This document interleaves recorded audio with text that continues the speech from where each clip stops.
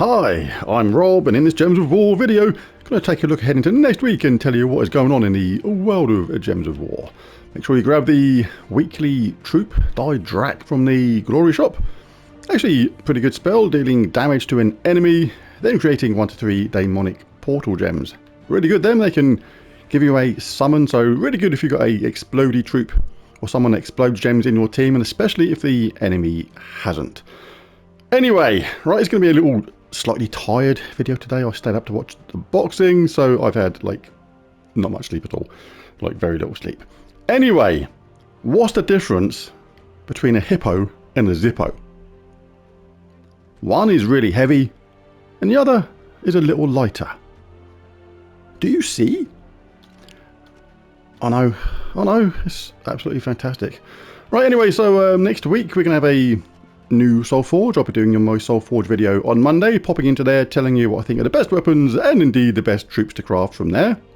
It's also the continuation of the campaign. I'll see what is going on in there next week, what we managed to pick up from the free pass. We got some, yeah, pretty basic stuff, nothing too fantastic there. And from the first paid for pass, get some cursed walnuts and unholy pony. Cosmetic pet, but still groovy, we'll get it anyway, and a Book of Deeds is the best thing out of the second bunch of stuff if I can aim my thing in the right place. It'll be the third week of this anniversary thing where we do this weekly progress to get the Mythic troop available, so it's pretty easy to get these rewards, so just follow whatever it does, killing the required troops of the whatever colour it is normally, and we'll eventually pick up this Mythic here, so it's pretty easy to do, so make sure you do that. New week, new Underspire. I'll be putting an Underspire team in with the event video, showing you a cool team, hopefully, to whiz through the Underspire as quickly as possible if you want to go through the whole thing. The main event next week is Raid Boss, and we pick up a new trooper at the same time. He is Rage Paw. The spell is Brutal Cunning. Deal magic plus 4 damage to an enemy, and if they're a boss, deal 3 to 5 times damage based on my ascensions, gain 2 magic and become enraged. Mana colour it uses are green and red. Mana cost of 12. The first trait is Grudge. Gain 1 attack when an enemy casts a spell. The second one is Fox Cunning. Start battles with 25% mana. And third one, Godslayer, of course. Deal 3 to 5 times skull damage versus bosses based on my ascensions. So my raid boss team coming in a video on Monday morning. New week, new set of epic trials, and Valpatia is up next. Now, all the kingdoms have already been done regarding the epic trial, so there's no need to make another one. The only reason to make another one would be if there was a change in the troop lineup. But ordinarily, if it's the same as it was before, just search Valpatia epic trials in the search bar on my channel, and you will find that team and strategy to get that done, hopefully with the greatest of ease. When you open your event chests, you can only get troops from that kingdom listed. So right now that is Grosh Snack. But next week, that is changing to Valpatia. So what you can do, you can go to your troops, you can change the kingdom to Valpatia. You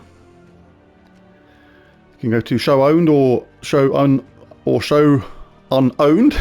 And I'll bring up all the troops from Valpatia. This is just showing all. And basically any troop which is from Valpatia only you can get from here. If it says Court of Foxes, Valpatia, like that, means you can't get them from opening these chests. You have to go to the underworld and try and get them from Valpatia by getting lucky. So remember that. There's a few of them, like Phantom Fox is another one. You can't get that from here. Again, you have to get that from the underworld. But you can get any other normal mythics. You can't get Stellarix from here, of course. You do have to craft that from the Soul Forge. And let's take a look at the mythics. You can pop them to the top. And the standard mythics we can get from here are Aguara, Phoenix, and that is it. So yeah, because Valpatia is a fairly new kingdom. But both pretty decent mythics. Choose one, give 8 mana to all allies and bury them, or give magic based amount to all skills on all other allies. Do like these. Some of these choose one spells and create 1 spirit gem when my turn begins. And a Phoenix, very good indeed. Choose one, deal magic plus 5 it looks like, true damage to all enemies, or summon 1 to 3 Valfire Hunters. And bless and enchant a random ally when I match 4 or more gems is a really decent third trait as well. So those 2 mythics available from your chests next week if you get lucky.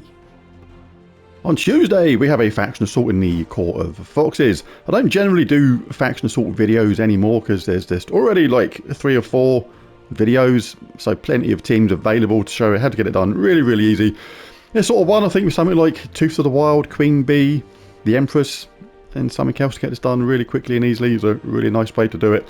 But yeah, make sure you do the Underworld. Really good bonus stats, global stats to every single troop on your roster when you get the Underworld done. And you've only got to do it once. But like I say, no need to do faction assault videos anymore.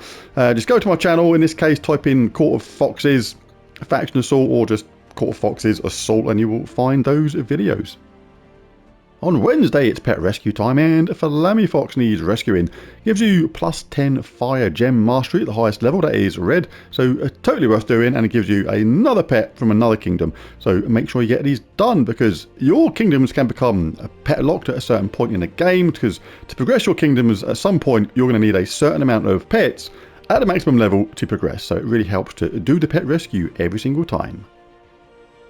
On Thursday, it's class trial time, and Spirit Walker is a good one. Wargear Bond, allied Wargear gain 2 life, spell armor, reduce damage from spells by 25%, and Spirit Drain, drain 2 mana from a random enemy when an ally casts a spell. So decent set of traits there. The talent trees are good as well.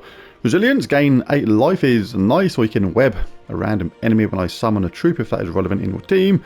Purification, cleanse myself on 4 or 5 gem matches is nice. Anti-magic sphere, always useful. Root trap, really cool as well versus those skull based teams. Mana source, always good to have a quick start with mana. So yeah, some really nice stuff in Spirit Walker, I do like it a lot.